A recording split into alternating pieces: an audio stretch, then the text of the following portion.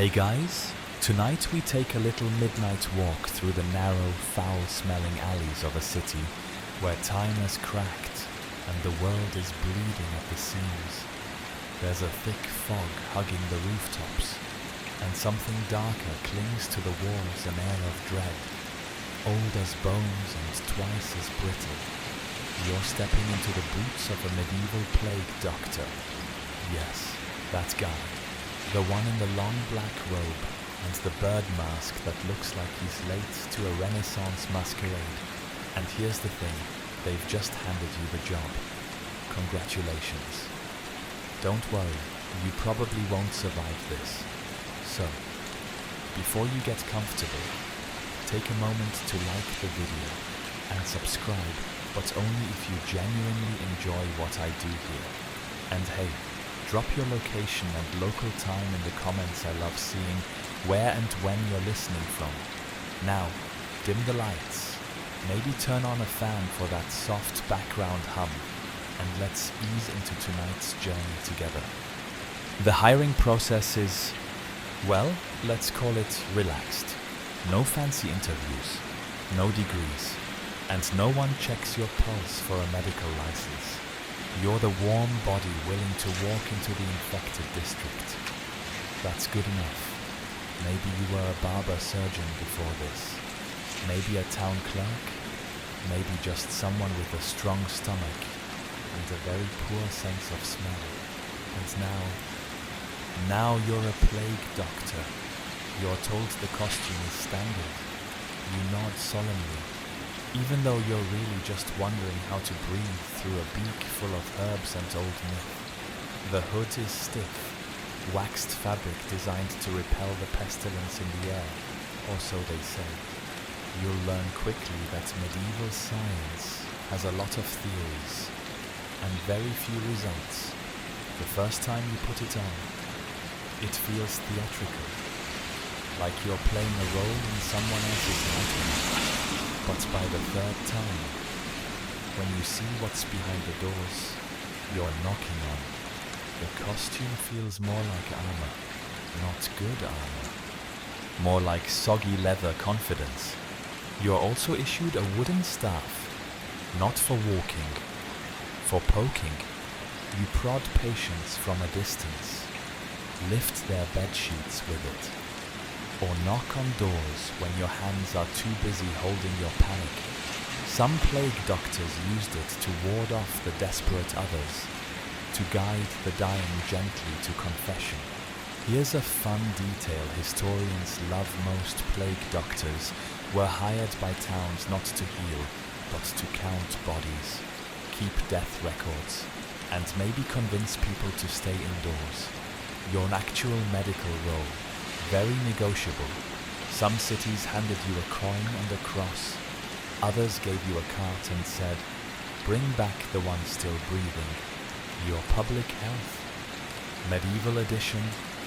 No gloves, no lab, no real support. Just you, your beak, and the sound of coughing around every corner. And people don't trust you. To them, you're a grim omen walking. You only show up when things are already awful. There are stories, always stories, that plague doctors carry the disease instead of curing it, that your mask holds death, that your touch rots the soul. You'll get used to being cursed at from behind shutters.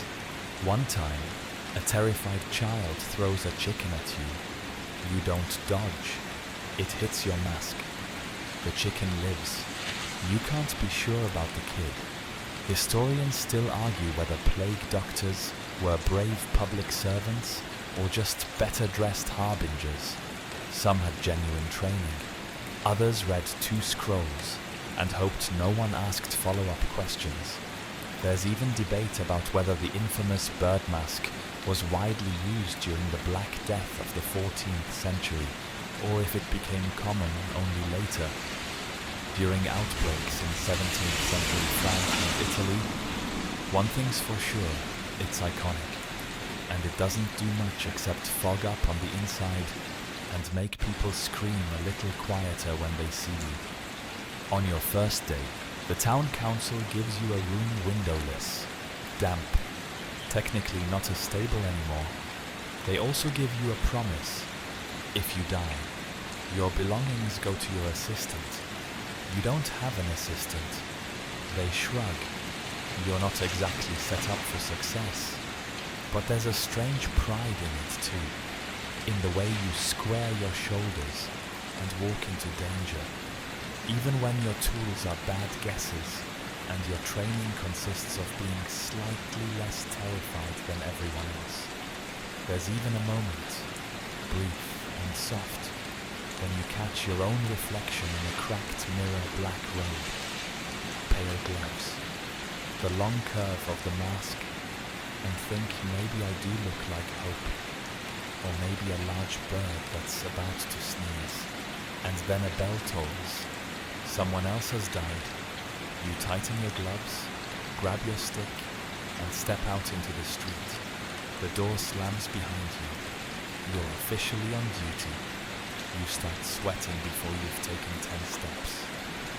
The outfit is less protective gear and more slow cooker for humans. The long black overcoat, often made from layers of waxed canvas or stiff leather, is designed to be impermeable to disease-carrying vapors, or as medieval doctors would say, miasma. You're sealed up like leftovers in a smokehouse. No airflow, no relief, and absolutely no respect for your pores. Your gloves are thick and clumsy. Your boots are heavy. And the mask, well, the mask is a marvel of wrong-headed optimism. The curved beak juts out like you're cosplaying as an anxious raven. Inside, it's stuffed with strong-smelling herbs, spices, and dried flowers, lavender, cloves, rose petals, maybe a dab of camphor. This is your personal scent fortress against the stink of death. It doesn't work. The mask might slightly dull the odors, but it mostly fogs up from your own breath. You're constantly adjusting it, tilting your head just so to stop the condensation drip. Every few minutes, you catch a whiff of something foul slipping through the herbs, and you wonder what's worse, the plague, or the haunting mix of sweat, moldy sage, and desperation you've created in your face chamber. Still, the look serves a purpose. It scares children, sure, but it also creates distance. The outfit makes you feel less human. That's a mercy, really. You're about to see things no person should watch with bare skin or a bare heart. The suit isn't just a health hazard, it's a heat trap. In summer, you feel like a rotisserie chicken with a PhD in pain. You're chafing in places you didn't know had names. You start walking slower, but not for drama. It's because your thighs have declared independence. In winter, you think maybe the outfit will help. Insulation, right? But the waxed fabric stiffens, cracks at the seams, and lets in the cold like a bad secret. Your fingers go numb inside your gloves. Your mask grows icy at the beak. And when it snows, the white dust sticks to your black robes, painting you like a ghost in reverse. People don't invite you indoors. They see the outfit and assume something awful has happened. Usually, they're right. One woman sees you from a window and screams so hard she faints. A group of children runs from you, then circles back to throw mud at your boots. One monk blesses you in Latin and then immediately runs the other way, and you still have a job to do. Historians still debate the actual purpose of the costume. Was it symbolic protection, like a talisman against evil? Was it truly believed to prevent disease, or just a theatrical warning sign? Plague here. Avoid eye contact. Some argue the outfits made people feel like authorities were in control. Others say it just made it easier to identify who to blame when things went very, very wrong. One fringe theory even suggests the costume was meant to dehumanize you, a sort of psychological distance tool. The bird mask, the anonymity, it all strips away the individual. You're not Dr. Petrus anymore. You're the plague doctor, an archetype, an omen. On the upside, the outfit gives you a kind of power. You glide silently through the streets. Doors creak shut as you pass. No one questions your right to enter homes, inspect bodies, or bark orders. It's like being a medieval ghost with municipal authority, but that silence gets heavy. You become aware of every squeak in your boots, every rustle of your sleeves. The robe clings to your back like a second skin. You try not to think about the fact that it's probably contaminated, that your mask is just theatrical woodworking, and that you're relying on good smells. Cancel out bad death as your medical shield. Still, you adjust your cuffs, straighten your shoulders, keep walking. There's something comforting in the routine.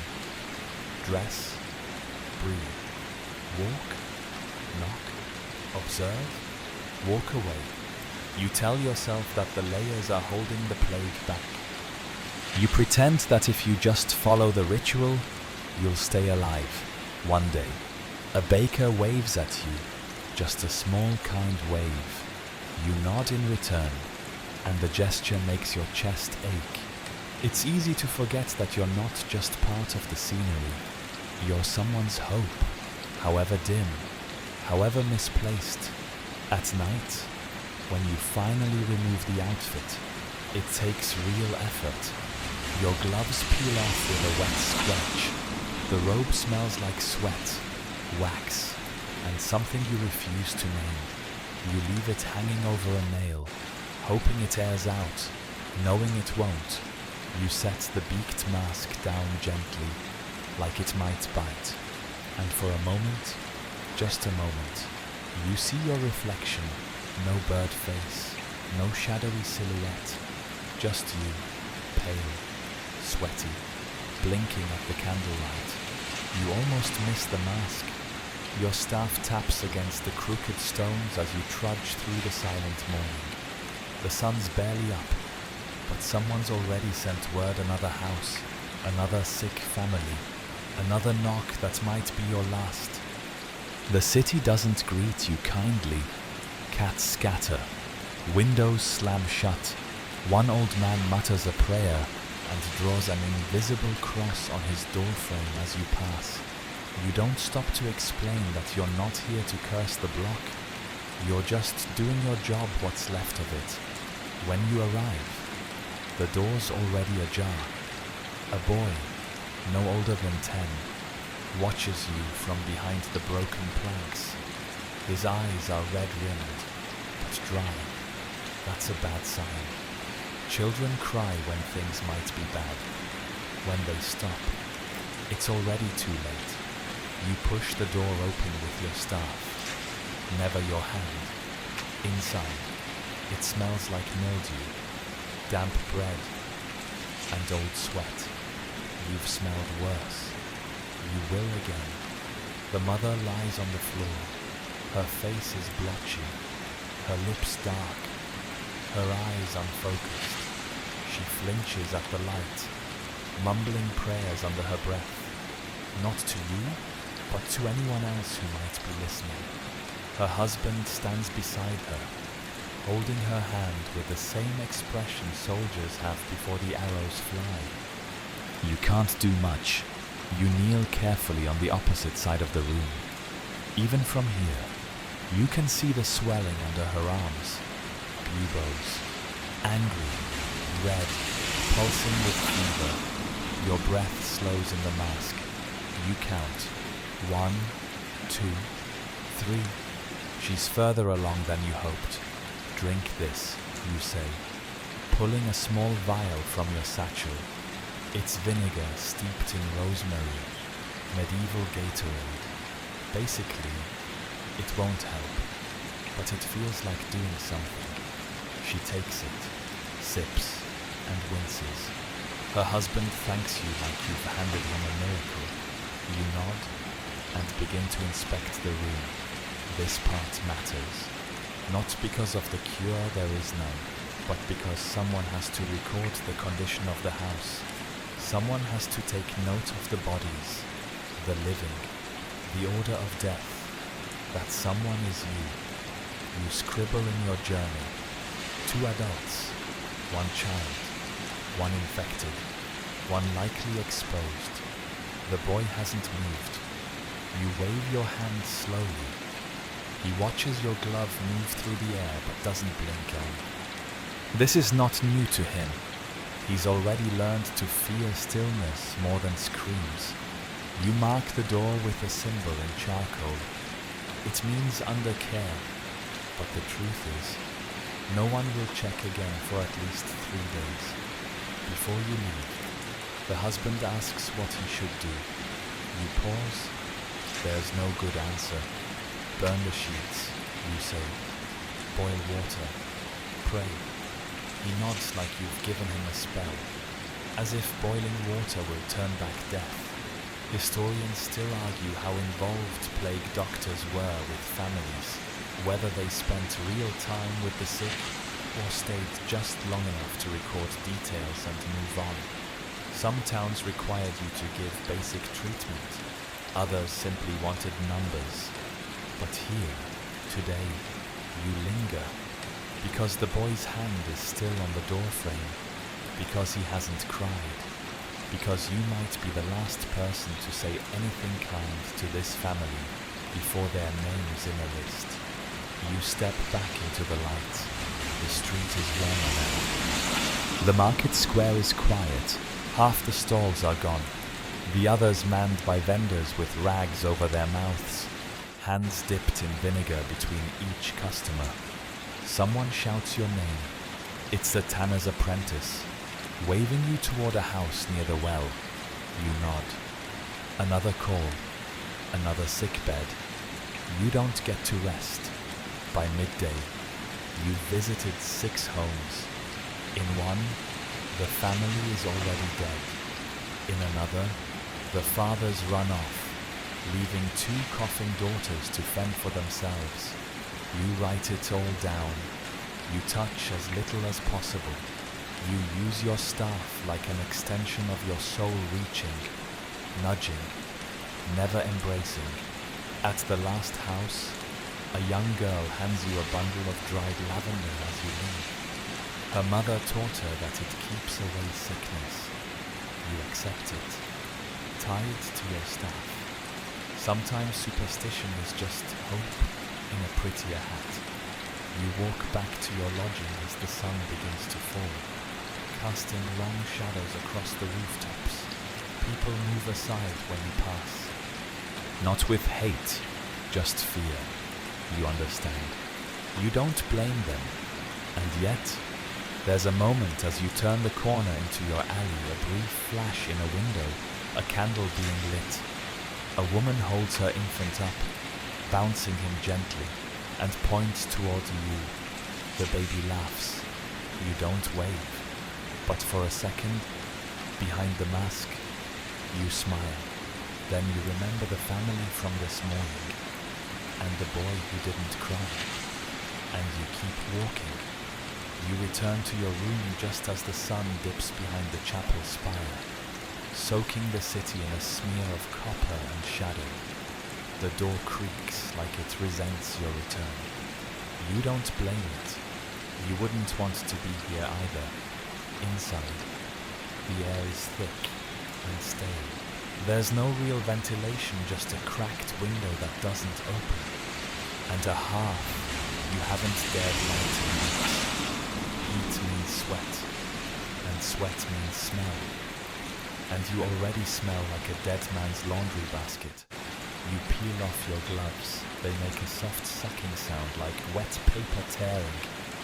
Your hands underneath are pruny, pale, and trembling slightly. The robe comes next slowly, carefully, like undressing a wound. You hang it on a nail by the door. It slumps forward, beak first, like it's trying to bow out of the whole thing. There's a crust of dried something on the hair. You decide not to ask questions. You sit on the edge of your cot and inspect your wages. Today, they paid you in bread, one misshapen, slightly moldy loaf, wrapped in linen and left on your doorstep. Last week it was a jug of cider and half a candle. Before that, 2 silver coins, still warm from the priest's hand. You never really know what you'll get. Some towns agreed to a salary when they hired you. Others offer whatever they can spare, assuming they're not already using it to feed their own dying families. There's a story among plague doctors might even be true that one man got paid in chickens, live ones. Trouble is, they died before he made it back to his quarters. He ate them anyway. You tear off a piece of bread, chew slowly, and try not to taste the mildew. You remind yourself this is noble work, vital work, work that keeps the city breathing, even as the lungs of its people fail. You don't feel noble. You feel like a scarecrow in a bird costume, underpaid and overexposed.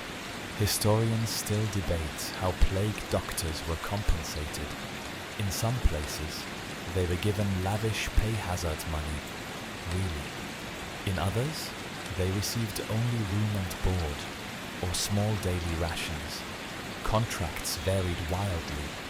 One doctor in Marseille in the 1720s had his pay doubled after the previous doctor died bold negotiating minutes by the corpse. Honestly, in your case, it's less about coins and more about being tolerated. Some families offer gifts, herbs, candles, a dry cloak, a few even thank you. Most, however, avoid your eyes, shove payment toward you with tongs or a broom handle, then shut the door before your shadow can cross the threshold. A baker once threw a bag of flour at your feet and whispered, "God forgive me, you're not sure what for." You took the flour anyway. Tonight, you make a thin stew with dried beans and a sliver of smoked meat. You eat it slowly, feeling each bite sit like a stone in your belly. You imagine taste, because there isn't much left of it in real life. You keep your journal close.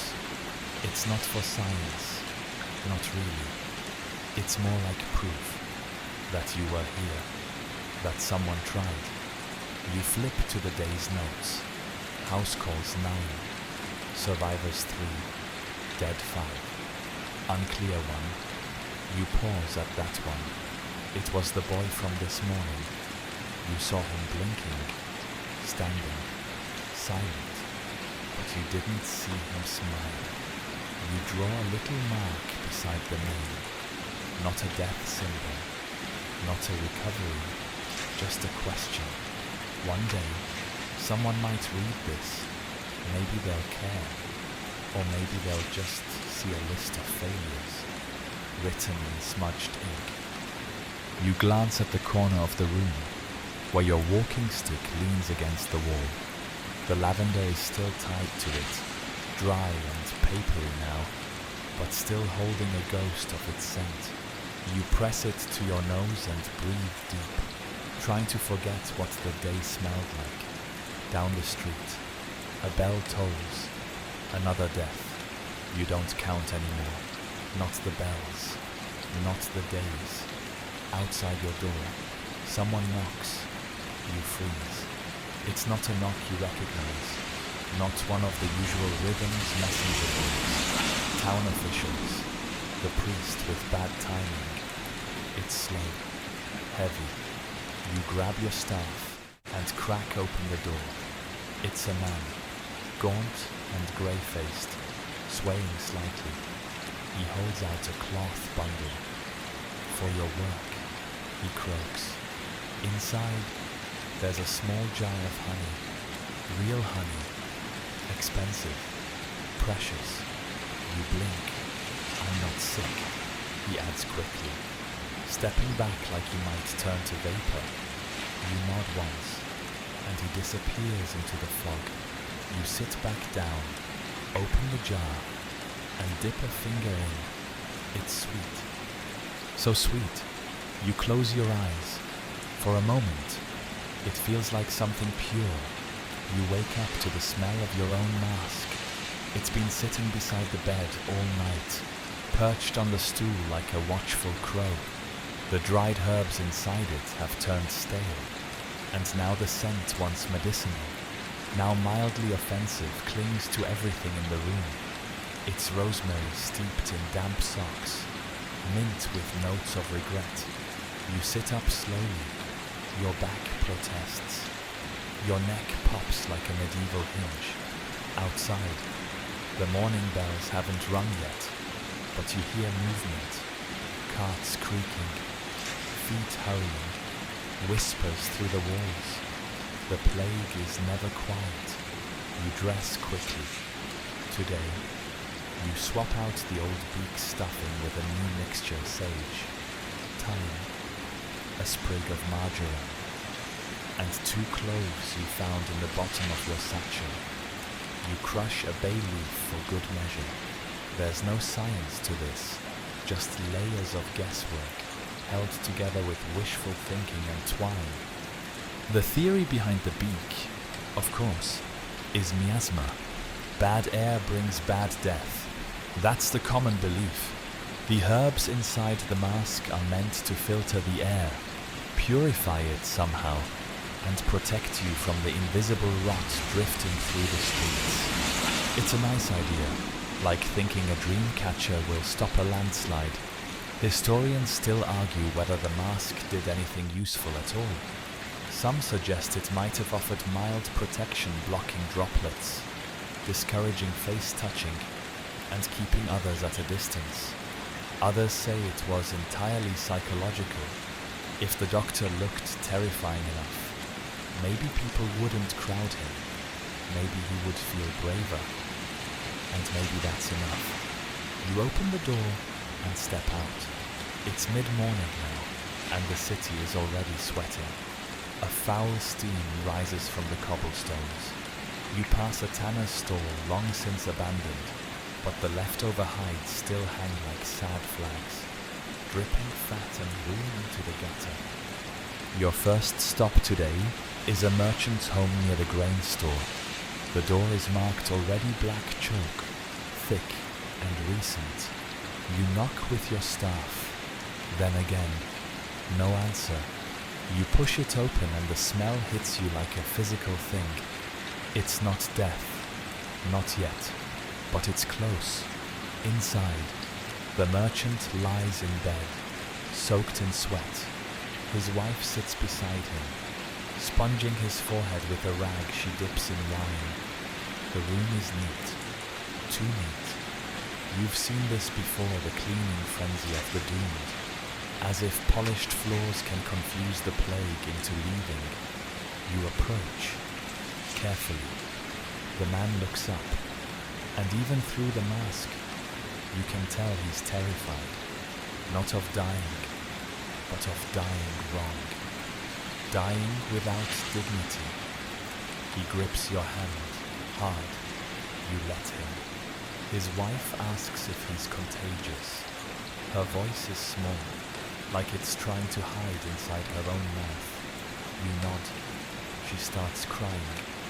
You offer the standard, a linen satchel of crushed charcoal and wild rue. She looks at it like it might bite. Put it under his bed, you tell her, and open the shutters. She obeys. Not because she trusts you, but because she's run out of other options. Later that day, you visit an herbalist near the chapel. She's old, shrewd, and half-blind. She's not sick, just angry. Angry that you're using all the good herbs to stuff masks instead of make poultices. Angry that your leather robe costs more than the town's grain supply. She gives you a sachet of dried orange peel anyway. You'll smell like citrus and failure. She mutters, could be worse. You thank her. She slaps your arm. That's her way of saying, don't die. Back on the street, the odors shift again. You pass a butcher's stall, long deserted. The meat's gone green. Flies buzz like angry prayers. Someone's dumped lime over it, which helps a little. Not much. You press your mask closer to your face, trying to breathe only through the herbs. It kind of works. The cloves are doing their best. But everything smells like desperation anyway. You think of what this place must have smelled like before. Fresh bread in the morning, the sour tang of wine casks, pigs roasting, candles burning down to stubs, people laughing. Now, it smells like vinegar, rot, and fear. People are burning bundles of herbs in the street: juniper, rosemary, pine. Thick, oily smoke curls around the buildings. You pass through it like a shadow. The fire stings your eyes through the slits in your mask. Someone drops a dried orange into the flames. The smell is sweet for exactly 3 seconds. There's a fringe theory that scent memory is stronger than visual, that your brain locks in smells with more emotional clarity. If that's true, you'll remember this forever, and so will the city. One family stops you to ask if they should hang roux above their door. Another holds out a bundle of crushed garlic. You heard it works? The boy says. You take it from him and nod. It might. You lie. Because hope is sometimes garlic in a child's hand. The day drags on. You visit 12 homes. You see a woman whose skin has turned nearly black from infection. You examine a child who won't stop vomiting. You take notes. You breathe shallowly. You try not to listen to the coughing that follows you from street to street. And always, the herbs. At night, when you peel off the mask, the smell clings to your skin. You scrub your face, your hands, the inside of your nose, but it stays. You dream in herbs now, fields of lavender turning brown, mint leaves crumbling into ash. Sometimes, you think the mask is becoming your real face. You don't know what your own breath smells like anymore. You're called to a home just before dawn, one of those urgent knocks that tells you not to finish lacing your boots. You grab your bag, your stick, your mask, and you don't even bother tucking in your sleeves. The house is small. Thatched roof, wooden walls gone soft with moisture, a door that creaks open before you even knock. A woman meets you in the doorway, eyes wide, hands bloody. She doesn't speak. She just nods toward the corner. The man on the bed is barely conscious. Sweat rolls off his forehead like melting wax. His mouth is open. His tongue is black. You see the telltale swellings in his groin large. Angry bubo straining against skin already stretched too far. He twitches when you step close. You kneel beside him, staff resting across your knees. Here comes the part where you pretend you can help. You reach into your satchel. This house requested treatment. That's what they wrote on the parchment pinned to their door last night. Treatment, as it currently exists, is more performance than medicine. You pull out a small knife. The woman winces. You ask her to turn away. You make a small incision in the skin above the bubo. The pressure releases with a squelch that you'll hear again tonight in your dreams. The fluid smells like boiled cabbage and old coins. You dab at it with a rag soaked in rosewater vinegar. That's supposed to help. That's what the manuals say. You know it won't. You try anyway. You pack the wound with a poultice dried fig paste, mixed with crushed onions and lard. It's an old Arabic remedy. Might as well try it.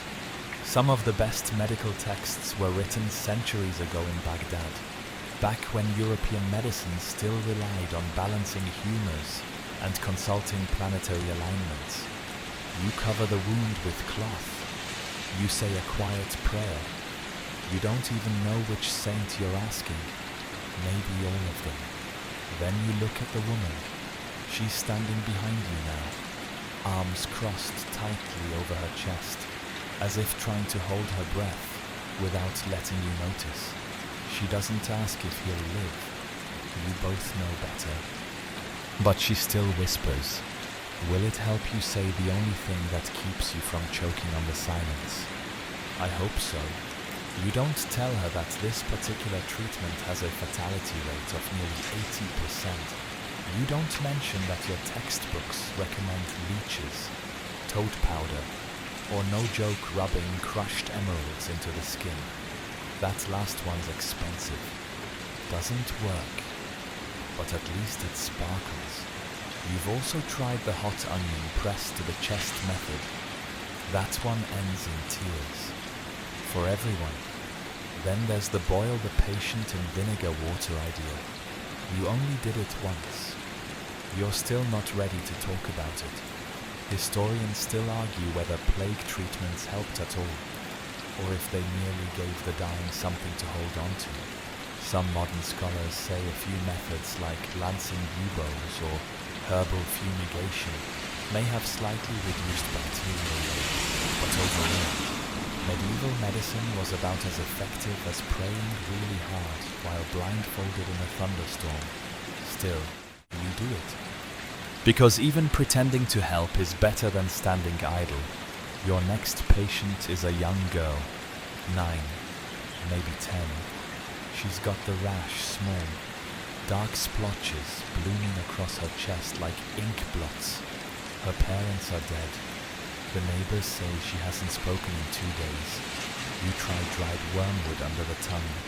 You burn a bundle of sage by her bed. You place a charm, yes, a literal charm under her pillow. A wax disc with a holy verse carved into it. You'd be surprised how many people believe in it, and how many plague doctors do it just in case. Superstition doesn't mind if you're desperate. She doesn't look at you, doesn't move, just breathes in short, hiccuping gasps. You sit beside her for 20 minutes, just breathing, just being there. You don't write anything in your book. You don't touch your mask. You just listen. Then you leave. Back at your quarters. You wash your hands in rose water and vinegar. You light a bit of frankincense. Let it fill the air. You strip down and scrub your robe with a stiff brush and prayers. The blood from this morning is mostly gone, but not from your head. You wonder how many of the people you treated today will live. The answer, if you're honest, probably none, but you try, because maybe tomorrow one will surprise you. Maybe the girl will wake up. Maybe the merchant will start to sweat less. Maybe the man with the black tongue will last another sunrise. You cling to those maybes like they're cures, because the alternative is unbearable. It starts with a smell. Not the herbal haze of your mask, not the sour whiff of vinegar-soaked cloth. This is thicker, darker, a metallic sweetness that coats the back of your throat before your brain catches up. You know it instantly. Death. The house is quiet. No cries, no prayers, not even the rustle of shifting bodies. The door is ajar. You push it open with your staff, slowly, half hoping someone will shout at you to go away. No one does. Inside, the family is still. 3 of them, mother, daughter, grandfather posed around the hearth, like they've simply paused time. The girl is curled up beside the older man, his arms still wrapped around her. The mother sits slumped on a stool, a dried cloth clutched in her hand, as if she'd meant to wash something and forgot midway through dying. You don't speak. You don't pray. You do your job. First, the journal. House near West Well. 3 deceased. No signs of struggle. Probable death in sleep. Buboes visible on tool. Third, undetermined. You don't check for a pulse. You can tell. The stillness has a shape. The silence has edges. Next, you mark the door. A small smear of black pitch. That's all. Someone will come with a cart later. Maybe. If the bodies aren't taken by then, the neighbors will do it themselves. Or burn the house down. You step back outside and pull off your gloves. You don't know why, maybe to feel something. The air is thick. The sky bruised with smoke from a dozen bonfires. Somewhere down the street, a bell rings. It's not a church bell. It's a funeral bell. It's been ringing all day. You see the cart before you hear it. It turns the corner slowly, led by a man with one hand over his mouth. The other hand holds a lantern. Though the sun's still high, the cart is piled with bodies, some wrapped in cloth, some bare, all limp as forgotten marionettes. You wave him over. He nods, grin, says nothing. You point to the door. He nods again. He's probably done this 50 times today. You've stopped counting. Historians still debate how many people plague doctors actually saw die, whether their work kept them on the edge of death or dropped them right into its core. What's clear is this plague towns were death machines, and you were one of the few walking paths still ticking, and there are no funerals anymore. Not really. The bodies are collected and taken to the edge of town, where shallow pits yawn like mouths too tired to chew. Priests say a quick prayer if they're not too sick themselves, and the dirt returns to doing what it does best, forgetting. One woman insisted on a burial for her daughter, paid 2 men in bread and cheese to dig a hole behind their home. She wrapped the girl herself, sang her a lullaby through her tears. The neighbors reported her for violating quarantine. By evening, the girl's grave was flattened, the woman gone. You think about her sometimes, about how rituals crumble under weight, how even love starts to rot when the world is on fire. There's a myth spreads through towns like wind in dry grass that plague carts are cursed, that if your body touches the wood, even alive, your soul won't reach heaven. Superstitious nonsense, of course, but you never lean on the cart, not once. You pass the chapel, its doors are open, incense pouring out like a slow fog. Inside, a lone monk chants prayers in Latin, his voice cracked from overuse. No one sits in the pews. Most of the congregation has moved on to graveyards or better myths. A few weeks ago, the priest collapsed mid-sermon. He didn't die immediately. He kept preaching from his bed. People said it was a miracle. You visited him once. He asked you to write his final words down in your journal. You did. They weren't particularly profound, but you wrote them anyway. Everyone deserves the final line. You return to your quarters as the sun sets. You light a candle, too tired to remove your robe yet. You sit at the edge of your cot, the mask still on, hands in your lap, staring at the wall like it might blink back. The city doesn't sleep. You hear coughing outside, dogs barking at something unseen, someone muttering a prayer over and over again like a broken spell. You finally move to remove your mask, but something inside you hesitates.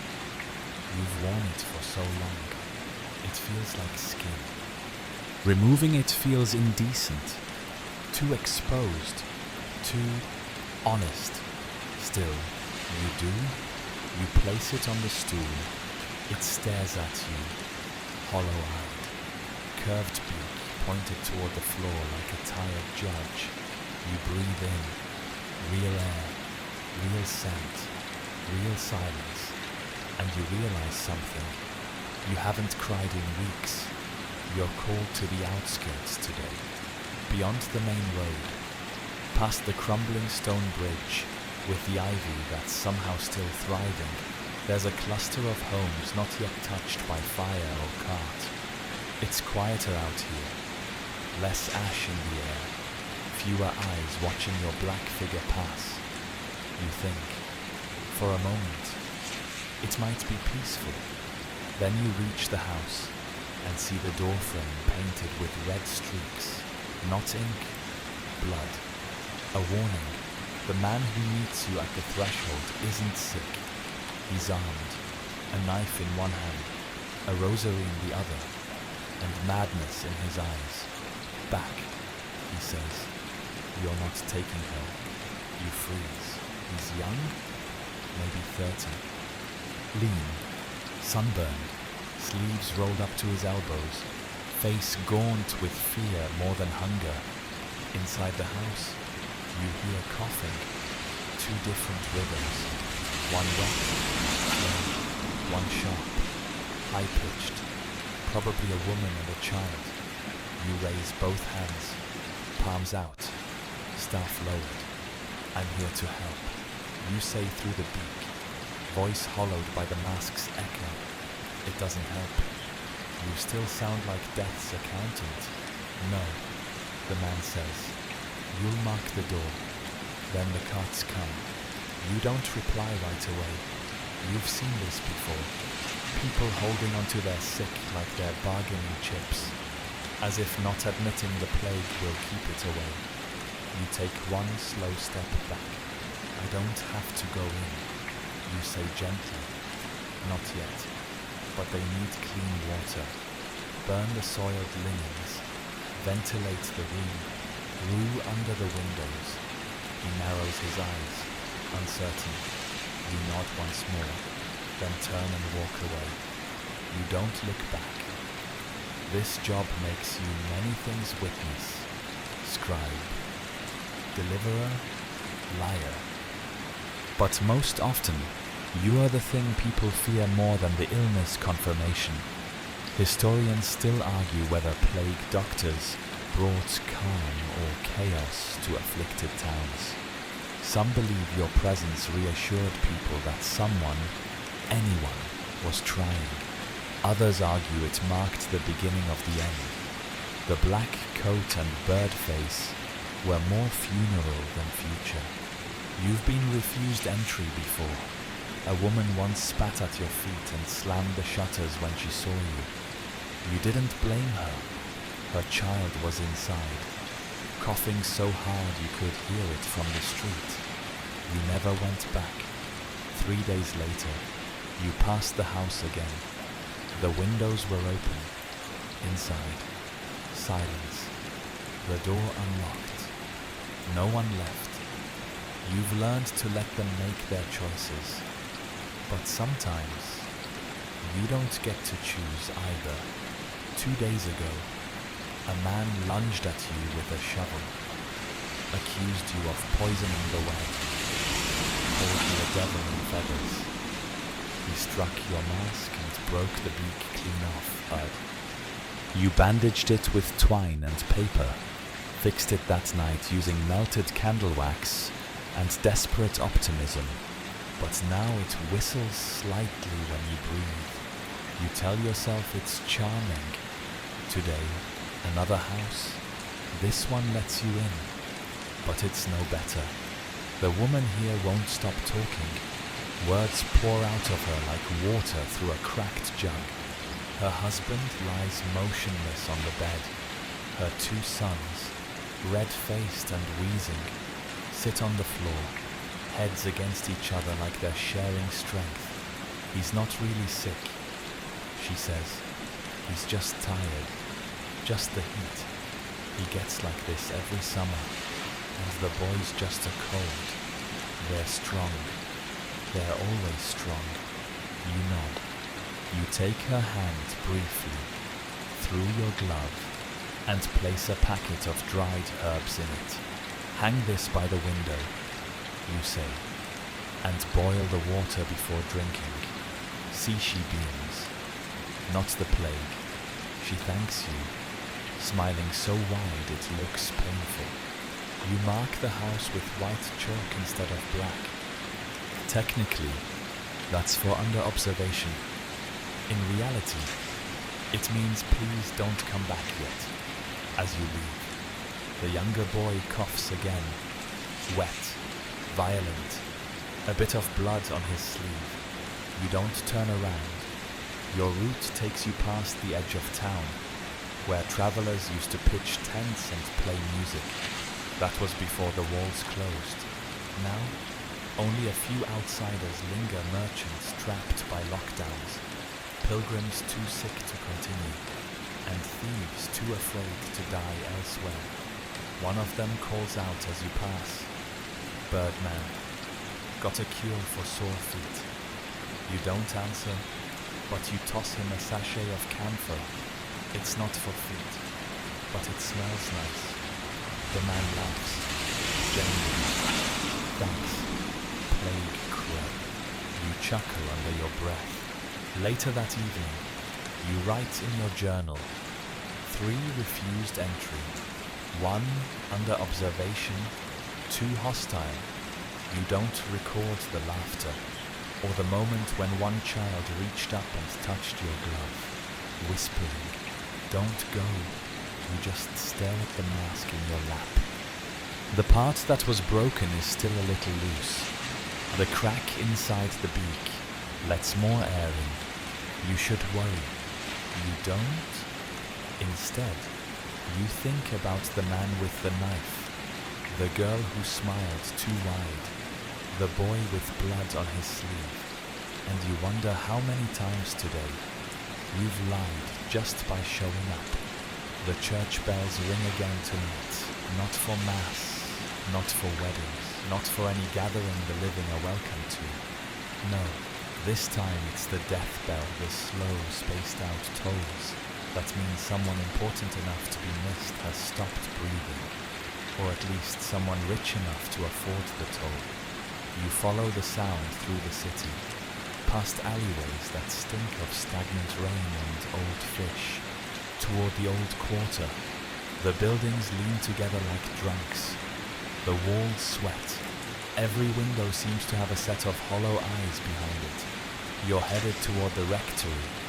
Inside, the senior priest is sick. Not the younger ones, they've already scattered like frightened pigeons, but the older one, the one with the limp and the booming sermons, who insisted God would protect him if he just prayed hard enough and rubbed enough frankincense on his chest.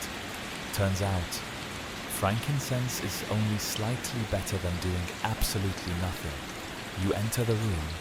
It's dim, the air thick with incense smoke and wax fumes. He's on the bed, breathing like each inhale is being negotiated one breath at a time. 2 other monks flank the bed, clutching rosaries like weapons. You approach slowly. The priest turns his head. His skin is yellow, eyes rimmed with red. His hand twitches. "Doctor," he croaks, voice dry as parchment. "I see. The angel of death wears feathers." You pause. "I'm not an angel," you reply, "and the feathers are stitched." He chuckles, then coughs, then stops chuckling. You check his pulse. It's weak, not gone, but clearly on the farewell tour. One of the monks asks if he'll survive. You don't answer right away. Instead, you pull a small linen satchel from your pouch and tie it to the priest's bedpost. Inside lavender, myrrh, A thin sliver of cedar wood. The monks watch with reverent silence, as if you're placing a relic. He needs rest, you say, and cool water. Keep the incense low. It chokes him. The monks nod. You know they'll forget by morning. On your way out, one of them offers you a cup of wine, not as payment, but gratitude. You take it. You sit just outside the chapel, drink in hand, back against a sun-warmed wall. You tilt your head up and look at the darkening sky. A few birds still fly overhead, crows mostly. You wonder if they think you're one of them. There's something deeply ironic in this whole thing. The church blames sin. The rich blame the poor. The poor blame the foreigners. And meanwhile, the rats are just doing what rats do, eating, breeding, thriving in filth, and hosting fleas like tiny landlords with no eviction policy. You've seen them, not just in alleyways or cellars, but inside homes, scuttling past bedposts, climbing into cupboards, chewing through the soles of shoes left too close to the wall. You killed one last week with your walking stick. Didn't even mean to. Just swung on instinct. It squealed like a deflating wineskin. Historians still argue about the real transmission of the plague. Most agree it was a bacterial infection spread by fleas on rats. But some push alternate theories: bad air, human lice, even contaminated water. But back in your time, there's no microscope, no Petri dish, just symptoms and guesses, and the guesses get dark. Some say it's a punishment for vanity, others say it's the stars, or the alignment of Saturn, or the Jews poisoning the wells, an old and cruel lie that has already cost hundreds their lives. You don't believe in any of it. You believe in dirty water, open wounds, and too many people too close together. But saying that won't save anyone. Later, as you walk back through the square, you see a man on a crate preaching to a silent crowd. His beard is wild. His robe is tattered. He's shouting about fire and wrath and divine vengeance. You slow. You listen. He says the plague is God's reminder, that cities must burn for their sins, that flesh must be humbled, that birds in black robes are death's messengers. People nod. A woman cries. He locks eyes with you. Even the doctors are marked, he says, pointing at you, especially them. You don't flinch. You don't reply. You just walk on. A small boy throws a stone at your back. It misses, barely. You don't turn around. Instead, you make one final stop for the day, a bakery near the edge of the square. The baker is gone, dead 2 weeks now, but his wife still runs the ovens. Not for profit, for comfort. She hands you a crust of black bread. Nothing fancy, just warm and real. You nod in thanks. She doesn't speak. She just wipes her hands on her apron and keeps kneading dough like the world hasn't come undone. As you walk back through the alley, you hear the preacher again, his voice fading into the rising dark. The rats are only the beginning. Maybe he's right. But they're certainly the middle. You've started coughing. Just once or twice at first, nothing you'd notice in a crowded street or behind your mask. A dry little bark, like clearing your throat after breathing in too much incense. But now it comes at night, steady and insistent, scraping the back of your throat like a wooden spoon in an empty bowl. You try not to panic. It could be the smoke. You pass through so many herbal fires each day, Your lungs probably smell like a soup kitchen. It could be stress, or dust, or mold from that cracked beam over your bed. It could be anything, but you know what it probably is.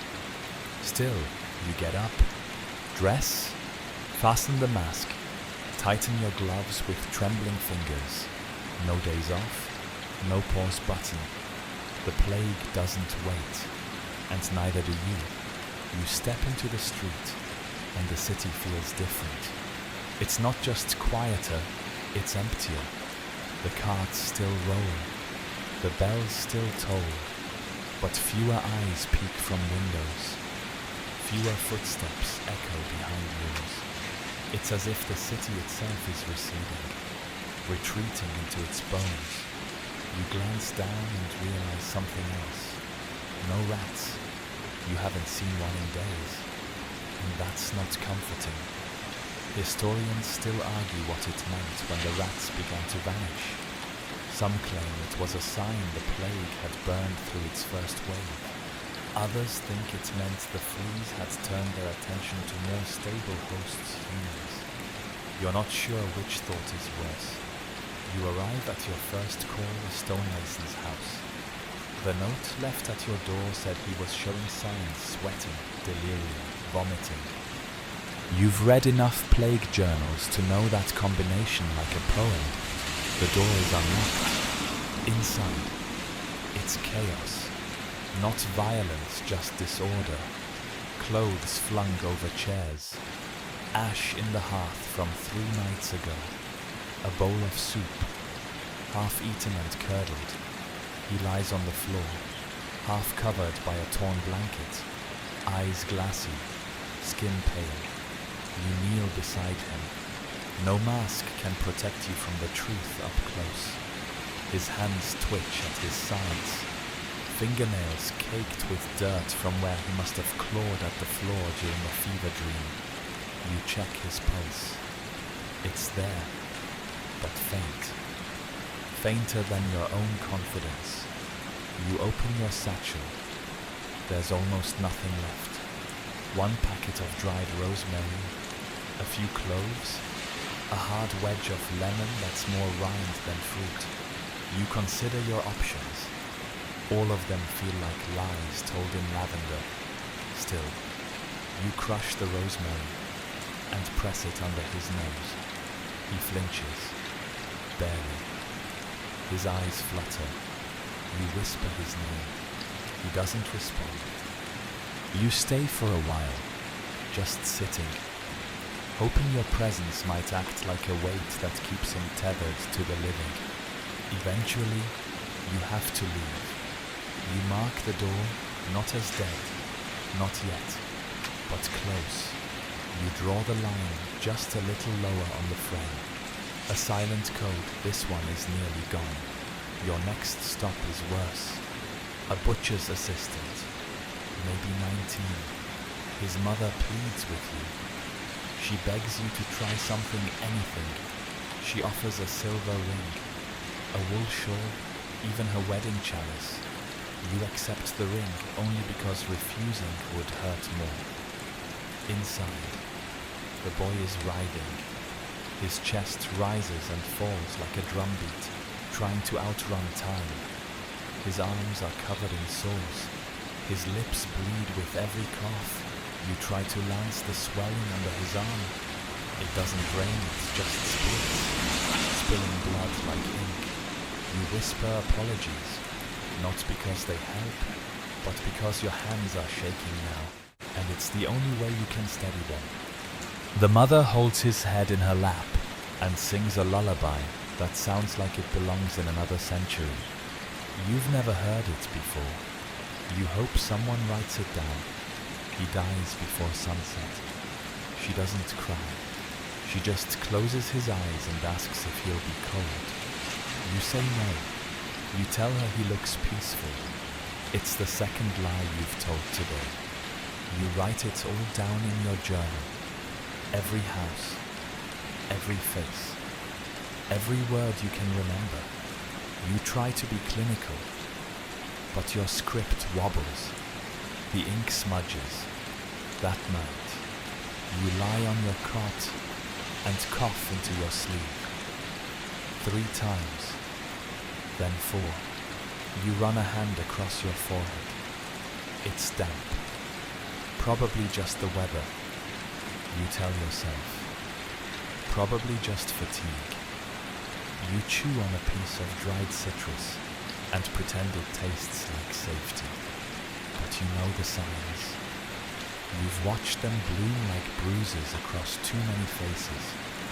You've watched life shrink down to a shiver, a cough, a shadow, and now maybe it's your turn. You place your mask beside your bed, not on the stool tonight, just on the floor, closer, like you might need it sooner than usual. The cough wakes you before the sun. It's dry at first, rasping and sharp. You sit up slowly, waiting for the lightheadedness to pass, then spit into a cloth. No blood, not yet.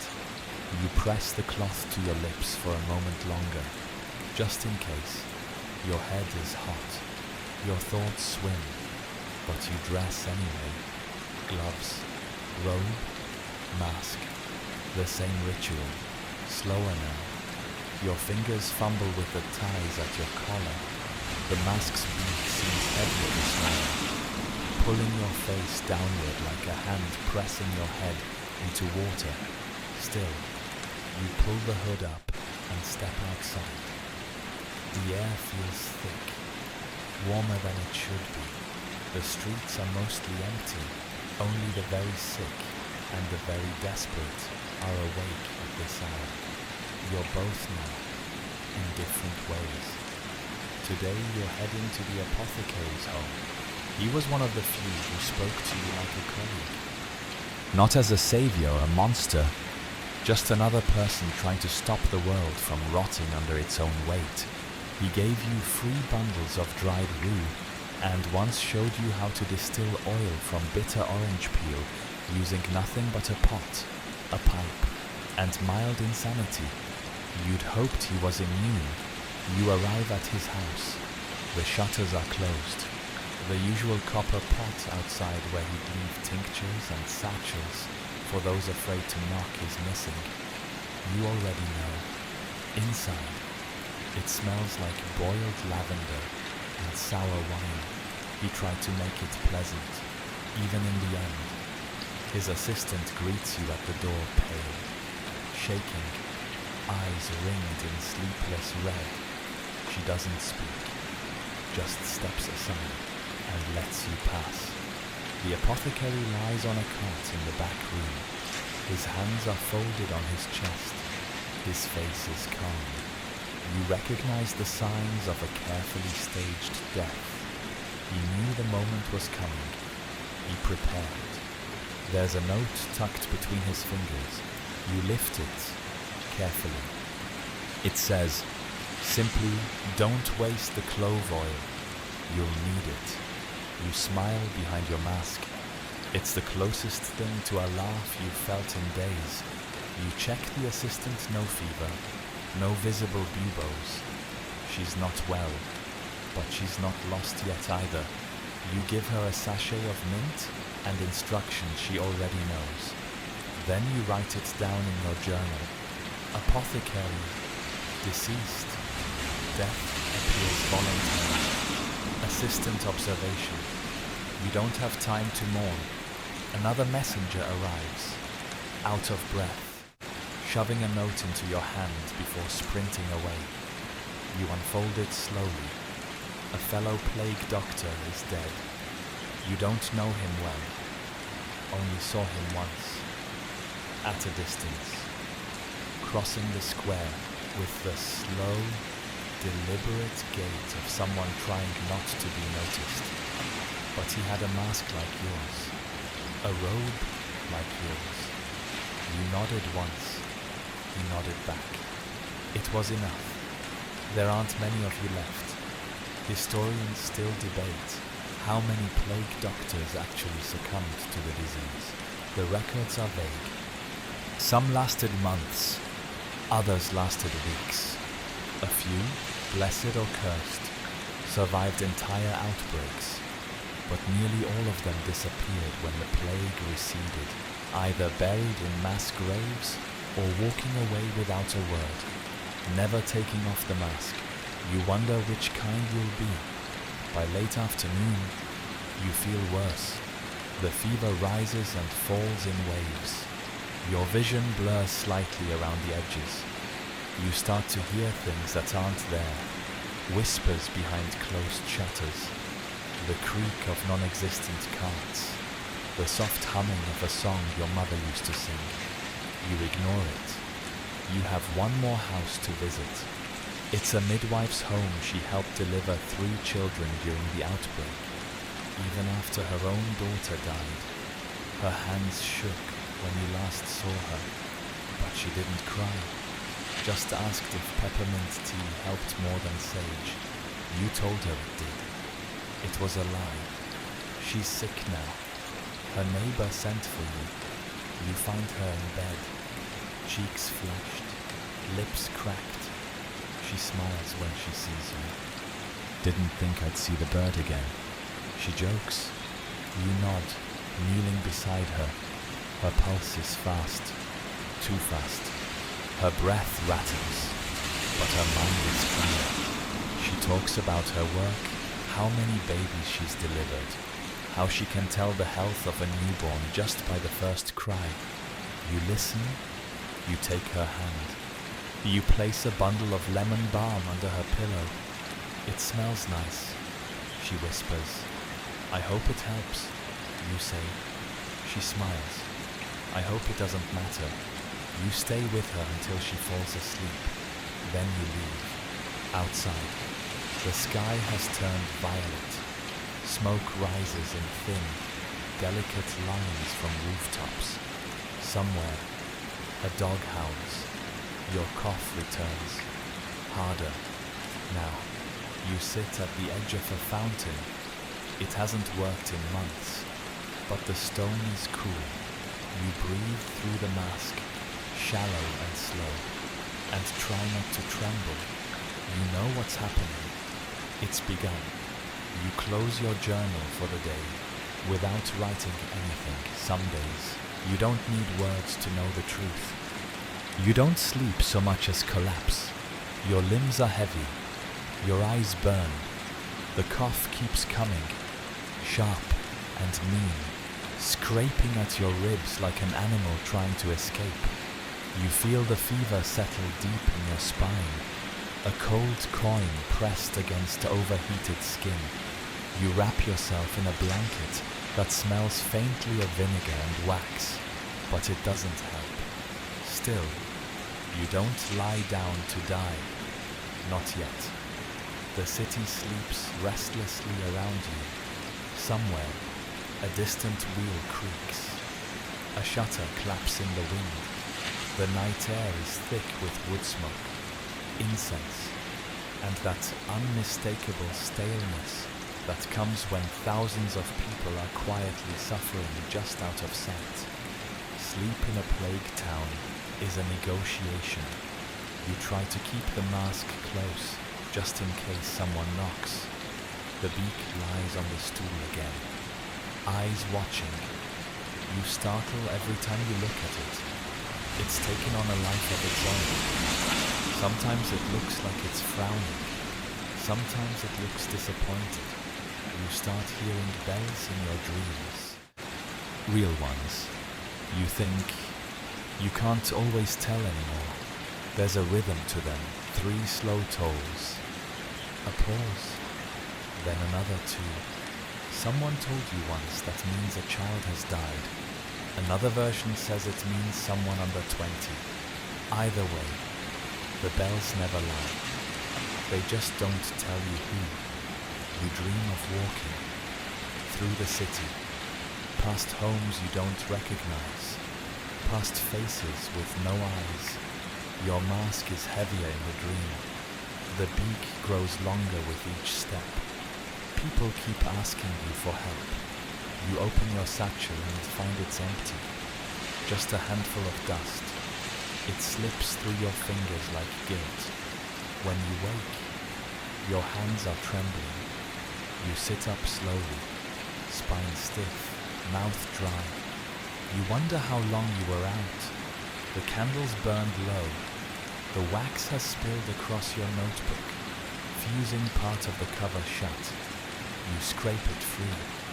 Your fingers leave smudges. You don't bother cleaning them. There's a knock at the door. 2 short raps. Then silence. You drag yourself upright, mask in hand, gloves only half fastened. You open the door and find a child standing there. She's maybe 7. Her nose is running. Her eyes are wide.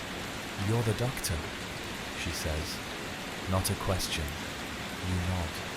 Papa won't wake up. You follow her. She walks barefoot, steps careful but fast. The city is hushed in that way that only deep night can be every sound more intimate, every footstep echoing like a confession.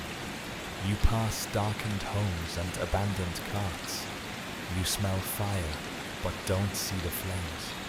Her house is small. You duck to enter. Inside, it's quiet, too quiet.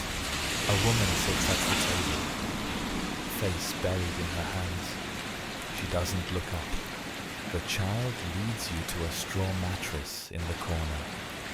The man is dead, not freshly, not hours ago. The stiffness has already begun. His hands are curled in, lips parted like he had one more thing to say. You kneel anyway. You check his pulse, his pupils, his skin, all cold, all still. "He was coughing yesterday," the child says, "but he said he'd be better today." You nod. "Will Mama be okay?" she asks, voice smaller than before. You look toward the woman. She's trembling. It's not grief, it's fever. You can see it from here. Her shoulders quake. Her hair clings to her forehead. She needs rest. You say softly. She needs water and clean cloth. "I can do that," the girl says. You believe her.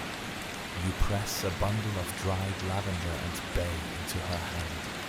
Keep this by her bed. She holds it like a talisman. You mark the door as lightly as you can, just a faint chalk line. A whisper, not a scream. Then you walk back into the night.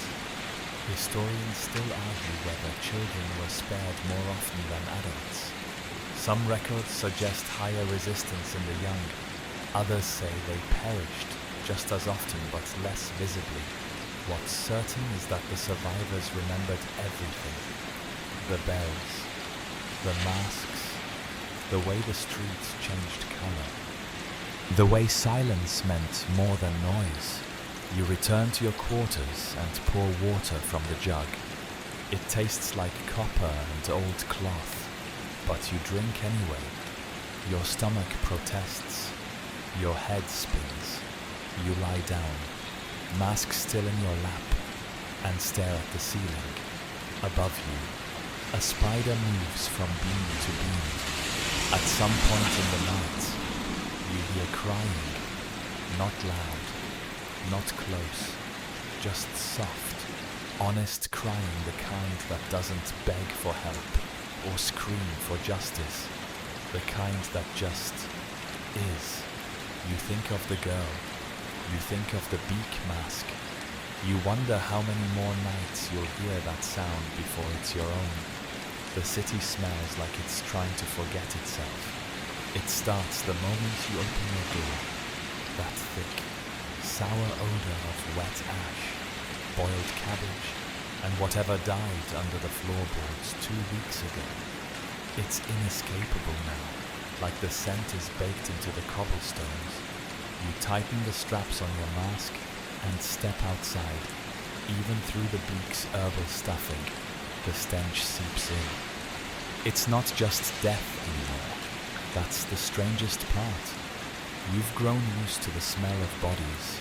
There's a dry, almost metallic sweetness to it. But this is different. This is the scent of a city in collapse. It's rotting food, overflowing chamber pots, broken wine barrels leaking onto the dirt, half-dead livestock left to wander the streets, wet wool, burned bread, open wounds, and it follows you everywhere, down the alley. The tanner's shop is finally closed, for good. Someone boarded the door with loose planks and smeared soot across the sign. The hides that used to hang there have gone stiff and grey, curling at the edges like forgotten scrolls. Even the rats won't touch them. You pass a fountain dry for months now. Someone has dumped a bucket of urine in it. A cat laps from the edge anyway. You turn your head, not because you're surprised, but because you can't afford to care. Then there's the market square. Once loud, crowded, filled with smells that made your stomach growl spices, baking bread, oranges so bright they looked like lanterns. Now it's a graveyard for vegetables, rotten carrots, split onions, softening turnips with flies dancing above them like drunk angels. No one bothers to clean it up anymore. People walk through it like ghosts, eyes fixed forward, scarves over their mouths, feet never pausing. There's no haggling, no laughter, just the constant shuffle of survivors pretending they're not afraid to breathe. You step into the apothecary's old shop, not for medicine, it's all gone, but to check on his assistant. She's sweeping, that's all, just sweeping. The floor is spotless, though no customers will come. You say nothing. She doesn't stop. Her broom moves in soft, rhythmic strokes, as if scrubbing away grief, one speck of dust at a time. You leave a small pouch of dried lemon peel on the counter. She nods. That's enough. That's... As you leave, the smell of vinegar hits you hard. Someone nearby is boiling cloth, an old remedy. The idea is that the steam cleanses the air. You know it doesn't work, but the ritual has value. Sometimes people need to feel like they are doing something. And maybe you do, too. You take a detour through the butcher's lane. Someone's hung sprigs of rosemary and sage above the doorways. Not for sale, just warding. You pause to sniff one. It's faint, dried, but not gone. For a second, your head clears. Historians still argue whether scent management played any real role in slowing the spread. The theory of miasma dominated for centuries. Bad air meant bad health, so people burned sulfur, hung herbs, even carried pomanders filled with cloves and ambergris. You once saw a man walk through town with a sponge of vinegar tied under his nose. He died 3 days later. The problem is, most houses don't have chimneys. The smoke from indoor fires just lingers, clings to the walls, settles into blankets. You've walked into homes that smell like old bacon and despair. You've stepped into kitchens where the meat has turned blue, and the pots have started growing their own garnishes. One home had garlic tied to every doorknob. The child inside was already gone. You write in your journal, smell worsening, fewer fires, fewer markets, herbal use increasing, visual signs of collapse high. You pause. You cross out the last word, too clinical. You write instead, the city is fading. You know it's true when you reach the bakery. The wife who used to hand you bread is gone. The window is broken. Inside, a line of ants trails across a spilled sack of flour. A rat scurries behind a stool. The oven is cold. You light a small sprig of mint and hold it to your mask. just to remind yourself there are still smells worth remembering. You move on. Tonight, as you return to your quarters, you pass two men dragging a body wrapped in a bedsheet. They nod at you. You nod back. No words exchanged. Nothing to say. The smell follows you home. You undress slowly. Gloves first, then robe, then mask. You hang it all near the door, careful not to touch anything twice. You scrub your hands in cold vinegar, even though your skin is cracked and raw. Then you lie down, eyes open, listening to the night. You think of the market, the bakery, the cat by the fountain, and you realize something strange. You miss the smell of life, even the bad parts.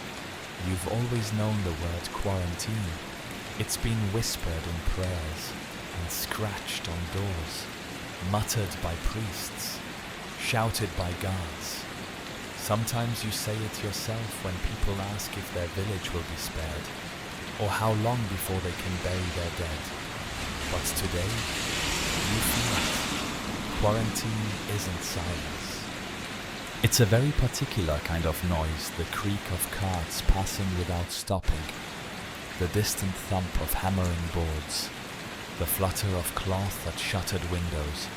It's what's left behind when sound wants to happen, but can't. You're not supposed to be here today.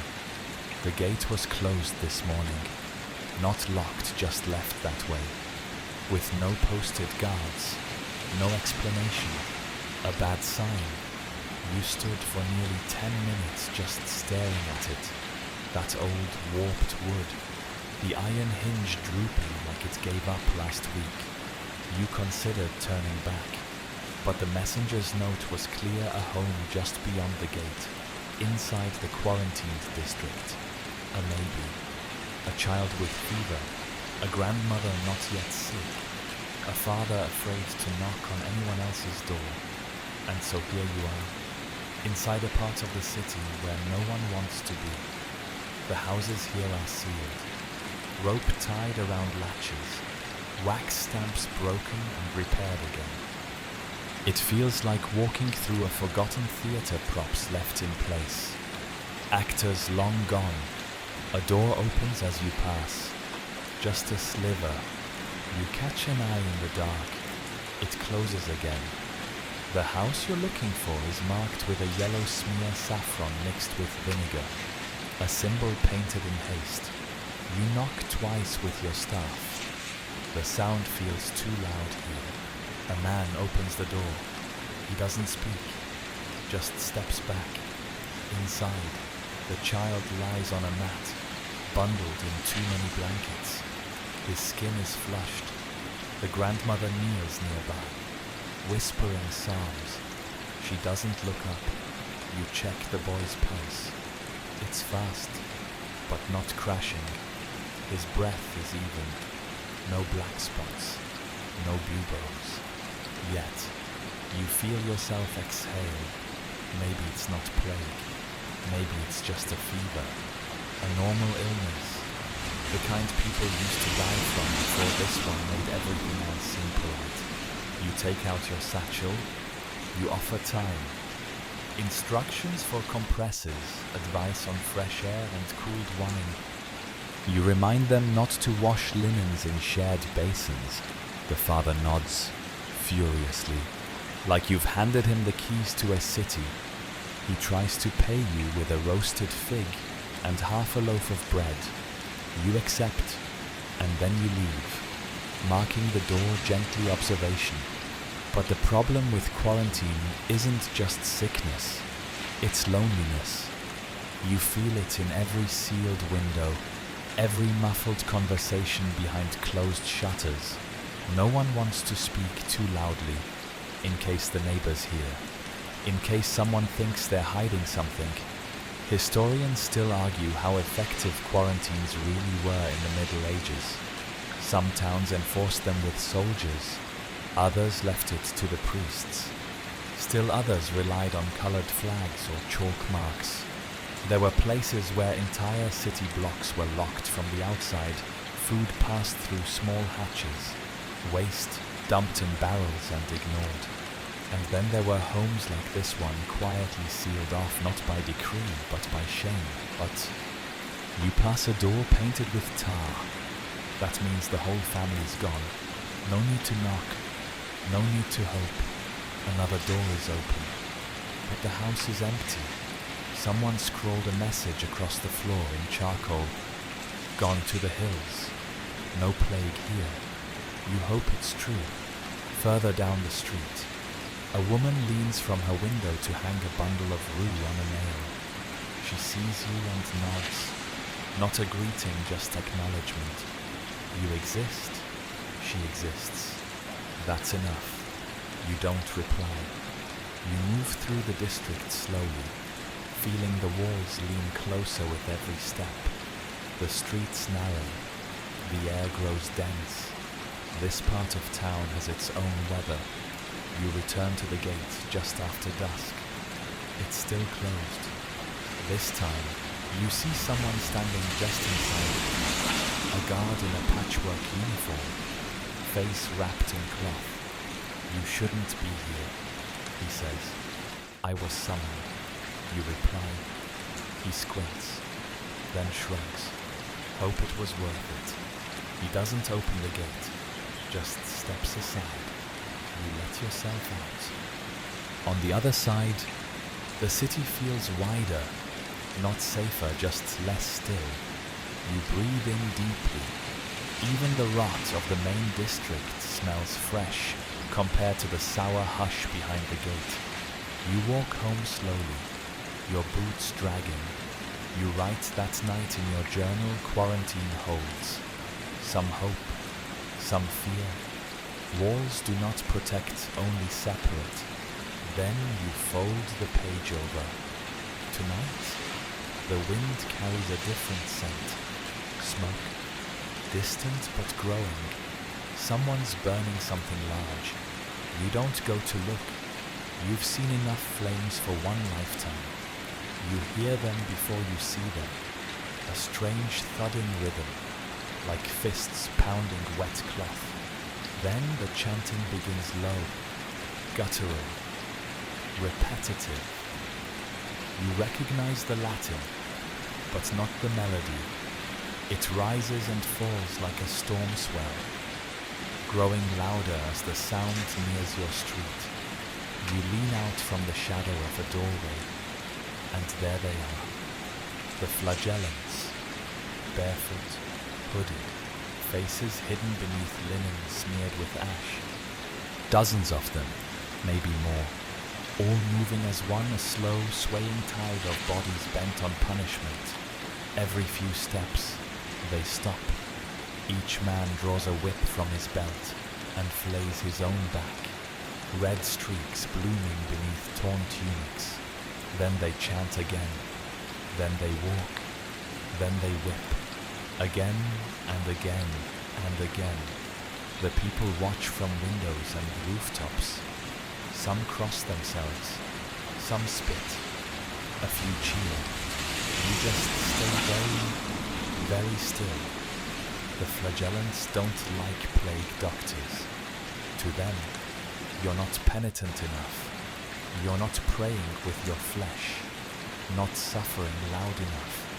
You carry herbs and wear a mask, as if you can hide from divine punishment. Some of them believe your mask attracts the plague like a magnet for death. You've heard stories. One doctor was dragged from his lodgings by a group like this. They tore off his mask, called him a demon, and left him bleeding in the square.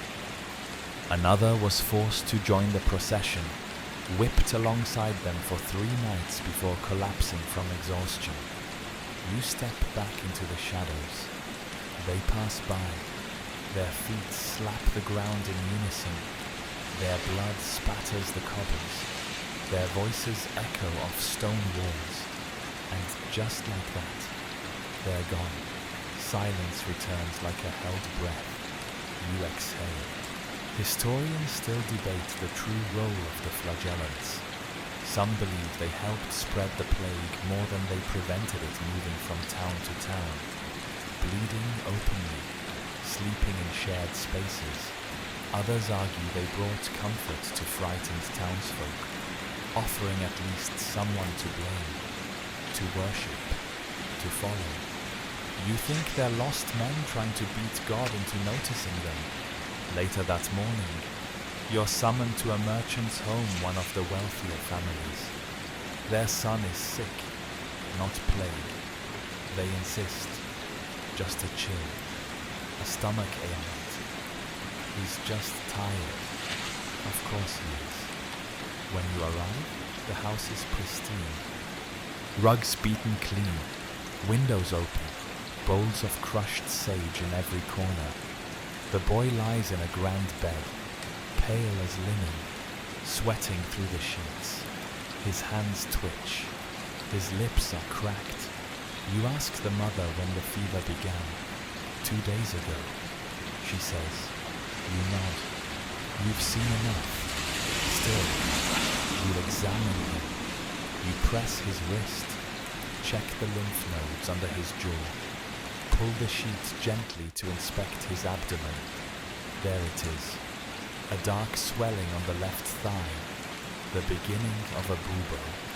The mother sees your shoulders drop. No, she says quietly. You say nothing. She reaches for your sleeve. Please, she begs. Don't mark the door. You look at her, then at the boy, then at your chalk. You nod, not because she's right, but because you're tired. You write a note for her cool compresses, boiled water, burned linens. You leave a bundle of thyme and wormwood. She clutches it like a lifeline. You walk out in silence. You don't mark the door, but you write it in your journal. Merchant's son, early signs, family denial, observation suggested, prognosis poor. As you pass back through the square, you see the blood on the stones where the flagellants marched. It's still wet in places. The smell of sweat, copper, and vinegar hangs heavy in the air. One child skips across it. You resist the urge to call out. You think again of the flagellants, their bleeding backs, their chants, their desperate certainty, and you wonder, is it worse to feel cursed or to feel nothing at all? You return to your quarters and wipe down your gloves. You change the herbs in your mask cloves. Mint, a tiny sliver of pine bark from a tree outside the city walls. You keep it for luck. As you prepare to rest, you hear shouting. You lean out the window and see them, another group of flagellants heading east. Their whips swing in rhythm. Their chant curls upward like smoke. One looks up at your window. You can't see his eyes, but you feel him watching. You close the shutters. Tonight, you sleep without removing the robe, just in case. You've started writing more, not just in your journal, the official one, the ledger where you list names, symptoms, deaths, and marks on doors, but elsewhere. Scraps of paper, torn cloth, the margins of old alchemical texts, whatever you can find. The words spill out faster than your ink can keep up. It's not medicine, it's memory, a kind of desperate confession.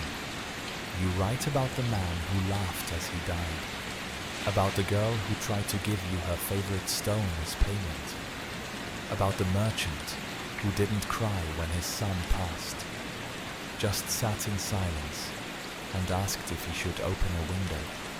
You write it all. Sometimes you think if you write fast enough, death won't catch up. Other times you know you're writing your own eulogy in slow motion. The journal stays neat. You keep that one clinical, composed. It's the others that unravel. Messy, poetic, strange. You find yourself scribbling things like, "The plague doesn't knock, it seeps," or "Hope tastes like vinegar and lies." You don't know who will read it. Maybe no one. Maybe that's the point. You return from a house call and realize you've started muttering lines under your breath, pieces of a poem that doesn't rhyme. God walks in silence now. The birds don't answer. You blink, shake your head, try to pull yourself back into the present. Your fever is rising again. You feel it, but you keep moving. The next house is already waiting. It belongs to a gravedigger. You'd think he'd be used to death. Maybe he is. But today, he's pale and shaking, cradling his own wife's head in his lap like she's already gone. She isn't. Not yet. But her skin is blotched, her breath shallow. You examine her quietly. He doesn't speak. His hands tremble. You do what you can. It's not enough. It never is.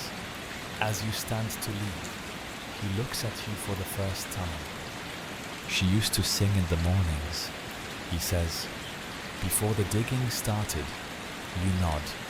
He adds, "Now there's no birds left to answer her." You stop. You reach into your satchel and pull out your smallest satchel of dried rose petals and mint. You place it in his palm, close his fingers around it. He nods, not grateful, just aware. Historians still argue about the mental state of plague doctors. Some insist they were hardened professionals, practical, distant, methodical. Others believe many went slowly mad, surrounded by despair, isolated behind their masks. There are letters, records, fragments of songs scrawled into margins of medical texts, drawings of birds bleeding into masks. Some wrote poems, some wrote nothing, some simply vanished. You return home and sit beside the candle. It's burning low. You stare at the flame until your eyes blur. You pick up one of the scraps of paper beside your bed and start again. I saw a man carry his wife on his back, and she sang while he wept. No one asked why. We all knew. You pause. The ink smears slightly. You add, "It was raining, but not enough." You fold it and place it in the box beside your cot. You don't label them anymore. That evening, a young apprentice from the printer's shop comes to your door. He's flushed, breathing hard, his hands ink-stained. "Please," he says, "my master." He can't see. He says there's light, but no shape. You follow him. The shop smells like melted wax and burned paper. You recognize the signs before you even enter the heavy perfume of ink mixed with that too sweet scent of infection. The master sits slumped in a chair, blindfolded, sweat pooling at his collarbone. You peel the cloth from his eyes. They are clouded, yellowed. You test his pulse, weak. Buboes along the collarbone, just beneath the skin. He doesn't flinch, doesn't speak, only mumbles the names of fonts and phrases, Gothic script, bastard italic, lowercase k, lowercase. You write it all down, not in the journal, in the margin of one of your own letters. You write, "He died with ink on his fingers and letters on his lips." The apprentice doesn't cry. He just asks if you want to take anything from the shelves. You decline. You walk home slowly. The air is cooler tonight. The moon is visible small, yellow, the color of old linen. You think about the mask, about how many things it's seen, about whether it sees you back. You write again before sleeping. They say the mask is for protection. I think it's for forgetting. You place that one beneath your pillow, just in case. They're starting to think you're not human. Not all of them, just enough to make the walk between houses feel watched, whispered about, feared in a new way. It used to be you were the bearer of bad news, the shadow in the doorway, the one who showed up when things were already past saving. Now, some think you caused the plague. Today, a woman spits through her window when she sees you, not out of insult, out of defense. A ritual, a curse, a prayer. You're not sure. You just keep walking. At the next corner, two boys follow you from a distance, throwing stones at your back. They're not brave enough to get close. The stones miss. You don't turn around. You're not a man in a robe anymore. You're a bird-shaped omen. You lean into it. You adjust your posture. Lengthen your stride. The robes catch the wind and flare around you like wings. The mask creaks a little now when you breathe an accidental whistle that sounds just unnatural enough to spark new rumors. Someone calls you the Crow Priest. Another says you speak to death itself, that you record the names of the living so you'll know who to return for later.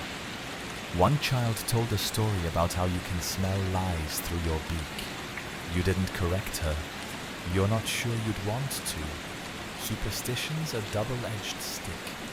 On one hand, it protects you. People clear paths when they see you. They stop asking too many questions. They give you space. On the other, it isolates you deeper. No one touches you. No one thanks you anymore. They avert their eyes, even when you try to offer help. You visit a weaver today. She's not sick. Not yet. But her husband died 2 nights ago. She hasn't eaten since. The house smells like mothballs and old ink. You can tell she's been sleeping beside the body, or trying to. She doesn't cry when you arrive. She only points to the table, where a bundle of cloth sits, black linen stitched with gold thread. A gift, she says, for the bird. You unwrap it slowly. It's a new robe, lighter, sturdier, not waxed, but tightly woven, meant for movement, meant for show. You nod, you try to say thank you. Your throat catches, the fever's rising again. Still, you take the robe, you bow slightly. She closes the door without another word. You hear her begin humming as you walk away. Later, you wear it, not because you believe in superstition, but because you've realized something important. They don't know who you are under the mask, and maybe that's a gift. Historians still argue whether plague doctors deliberately embraced their mythos. Some records show doctors leaning into the spectacle, posing in public, carrying ornate staffs, wearing embroidered hoods. Others suggest the opposite, desperate, underpaid men trying to avoid notice, hunched in shadows, muttering prayers into their sleeves. You think both are true. You remember one plague doctor who painted white wings on the back of his robe, said it helped children trust him, said it made him look like something divine instead of something to fear. He died early. You wrote his name in your journal. Now, your own myth grows. People leave offerings outside your door, bundles of herbs, small coins, crude drawings of birds with halos. One child left a single egg wrapped in cloth. You don't know what it means, but you place it gently on your shelf, beside a dried sprig of rosemary and a tiny wooden cross someone else left months ago. You're becoming a shrine. One of your patients calls you Saint Pluma. She kisses the hem of your robe. You don't stop her. You've given up correcting them. You dream that night of flying, not graceful, not soaring, but stumbling forward with awkward wings, your mask turning heavier and heavier until it drags you face first into the sea. You wake choking. You grab your water jug and drink too fast, coughing harder now. Your ribs ache. Your breath whistles through cracked lips. You look in the mirror and don't recognize your own face. Not because it's changed, but because it's been so long since anyone else has seen it. You whisper, "Just to hear your voice, I am not a bird." It sounds like a lie. The mask watches from the stool. You put it back on anyway. You stand in a street, painted with ash. Someone burned the old mill last night, not because it was infected, but because it was there a landmark, a memory, a building that had survived too long while others hadn't. People watched it burn in silence, the way they might witness a public execution. No celebration, no mourning, just relief. The air still carries its scent: scorched wood, cracked wheat, hot iron. It mixes with the usual perfume of sickness and fear, creating something uniquely foul, uniquely ours. A woman passes by carrying a dead chicken in a basket. Its head hangs over the side like it's still eavesdropping. She doesn't see you, or maybe she pretends not to. You've been wondering lately, did you ever actually help anyone? Not comfort, not appearances, but real, tangible aid. You want to believe, yes, you need to believe it. But the numbers in your journal argue otherwise. So do the empty homes, the crossed out names, the notes left on doors that no one ever came back to read. Historians still argue over the legacy of plague doctors. Some paint you as heroes, men who braved the sickest streets, who wrote down what others wouldn't even whisper. Others call you little more than walking talismans, official mascots of civic panic, as useful as holy water on a house fire. There's truth in both. You remember the child who got better. She had a fever, a rash everyone assumed the worst. But it wasn't plague, just some other misery. You brewed thyme tea, laid cool cloths, burned wormwood beneath the window. She recovered in 2 days. Her family thanked the saints, not you. You remember the man who survived a ruptured bubo. You don't know how. You drained it, washed the wound in vinegar and garlic paste, whispered prayers you barely believed in. He spent a week delirious, then sat up and asked for bread. He survived. He left the city, didn't tell anyone. You only found out because his neighbor mentioned it weeks later. "Doctor," she said, "that one walked away." Can you believe it? You did. But only because it seemed too absurd not to. Then there were the others, the ones you sat with, held hands with, told lies to. "You'll be fine. Your mother is still sleeping. The swelling will go down." All those tiny fictions strung together like garlic on a door frame. Did they help? Maybe. A lie said gently can still be a kindness. You reach into your satchel and pull out one of your scraps of writing. It's smudged, almost unreadable now. It says I gave them herbs and hope. One of them worked. You fold it back up. You visit 3 homes today, all refusals. They see you coming and close the shutters. Lock the doors. Hide behind holy symbols and soaked rags. You leave satchels at the thresholds. One house opens just wide enough to take it before slamming shut again. This is what your legacy looks like now, fear in your shape, silence in your wake. You stop by the quarantine wall on your way home. A boy is sitting near it, drawing with a stick in the dirt. Birds, you recognize the shape, the mask, the robe. It's you. He looks up and smiles. You tilt your head. He says, "Are you magic?" You pause. "No," you say. He frowns. "Then how come you're not dead?" You think for a moment. Then you kneel beside him. "Maybe I am," you say. "I just haven't stopped walking yet." He nods solemnly, goes back to drawing. You leave before his parents can shoo you off. That night, you sit in your quarters and read old entries. The names, the symptoms, the dates. All so precise, all so futile. You write one more note. This one on clean paper. I walked among them. I tried. Sometimes that was enough. You seal it. Not for a reader, for yourself. You stare at the mask one last time before lying down. It's not as frightening as it used to be. Now it's just a mirror. There is no exit plan. You wake up coughing harder now. There's blood this time, just a little, but enough.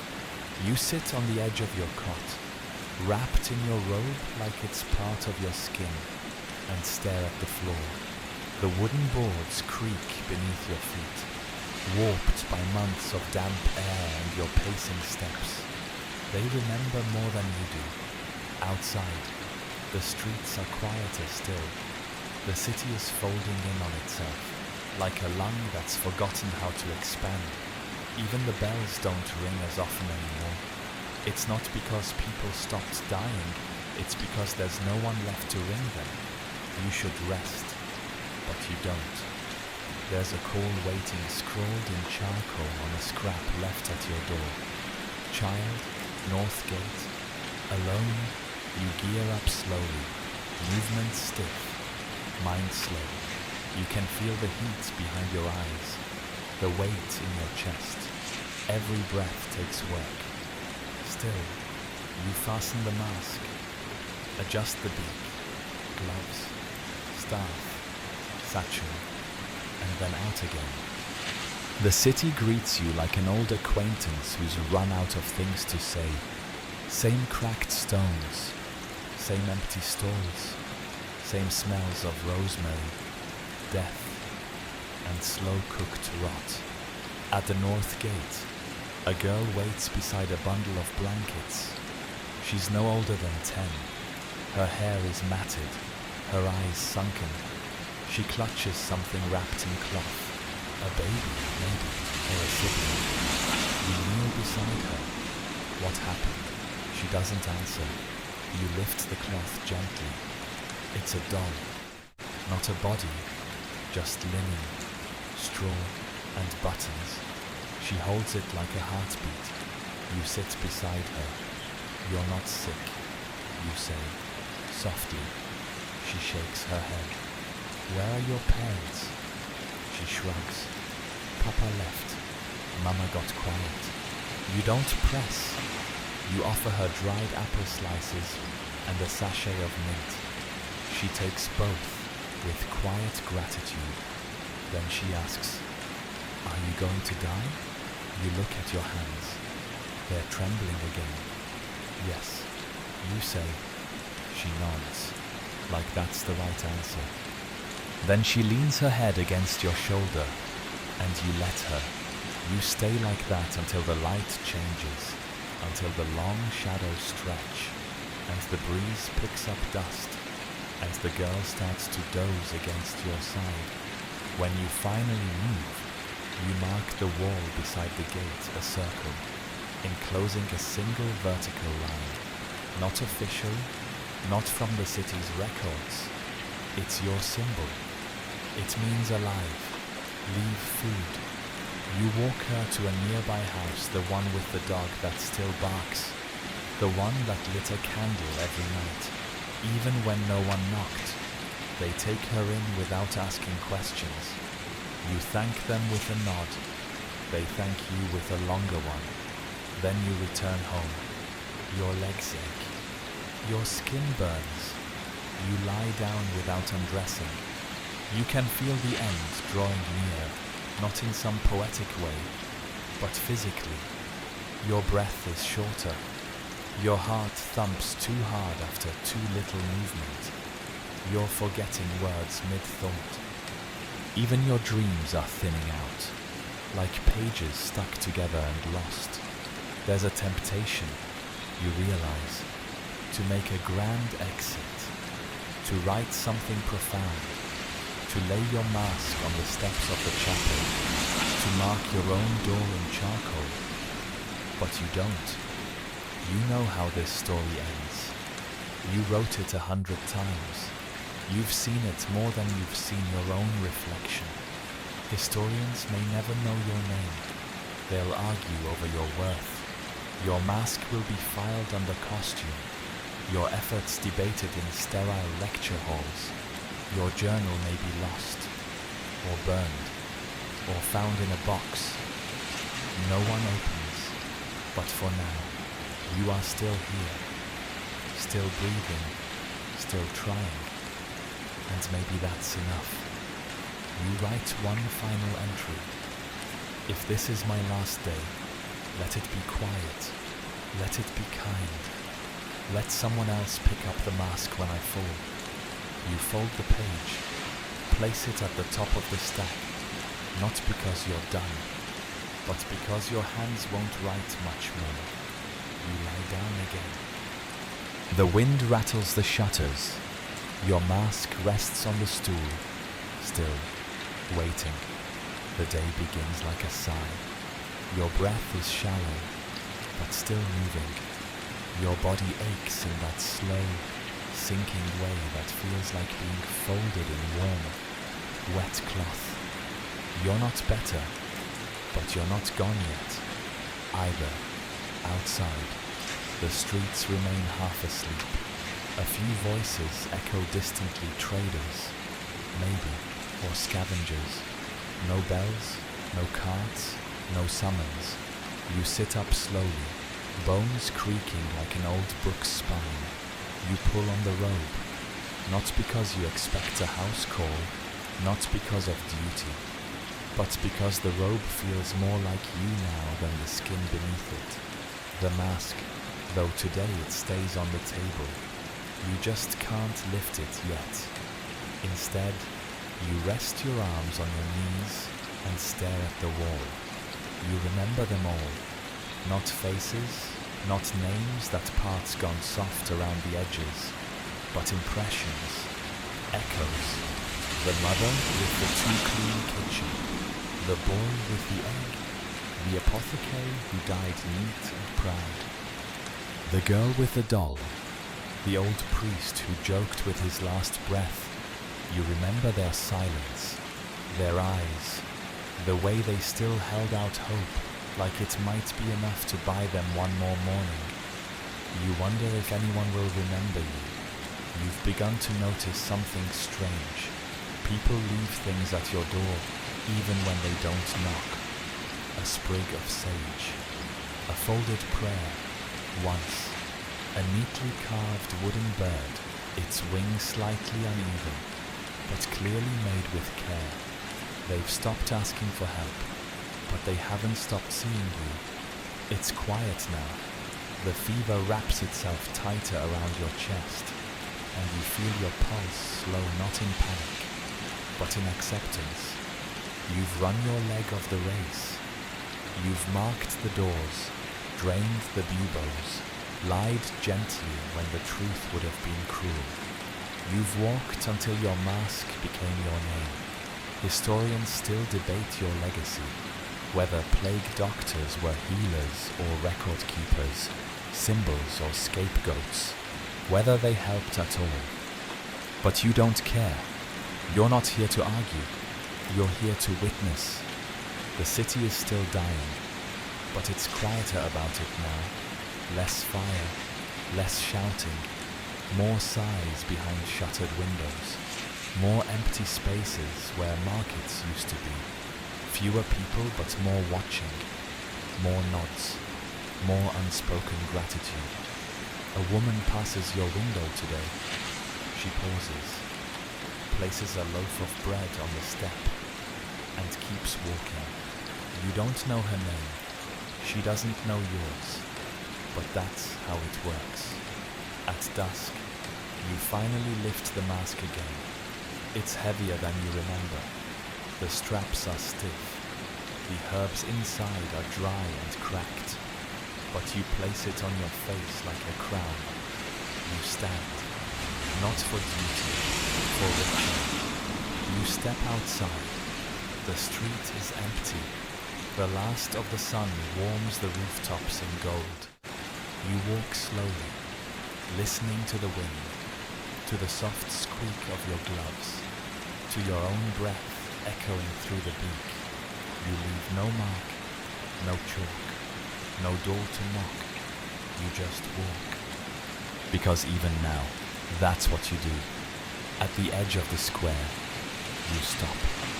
The wind carries the scent of smoke, again faint, distant. A cooking fire, maybe, or a funeral pyre. You close your eyes behind the mask, and you rest.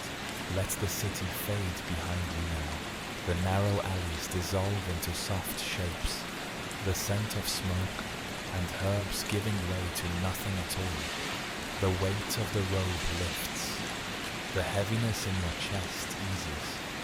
Your breath slows, smooth and shallow, like a tide at midnight. There's no more knocking on doors, no more ink-stained notes, no more guessing that child's fever is the kind that ends with a quiet sleep, or a long coughing night. Just stillness. And even though the mask is still on your face, it feels lighter now, like the beak is hollowed of fear, filled instead with old whispers and quiet hopes. You walk through the last light of day, not as a doctor, not even as a man, but as something softer, something between breath and memory. Let yourself feel how far you've come, through heat and fever, through ash and bells and silent goodbyes, and now just the soft rustle of your robes as you find a place to sit. Any stone step or worn bench will do, and let the dusk take its time. There's nothing left to fix, nothing left to fear. You've seen enough, you've done enough, and for now, it's okay to simply be. Close your eyes, hear the wind moving through the empty streets like a lullaby made of dust and lavender. Let your shoulders drop, let your hands unclench, let your breath settle. You are safe, you are still, you are not forgotten.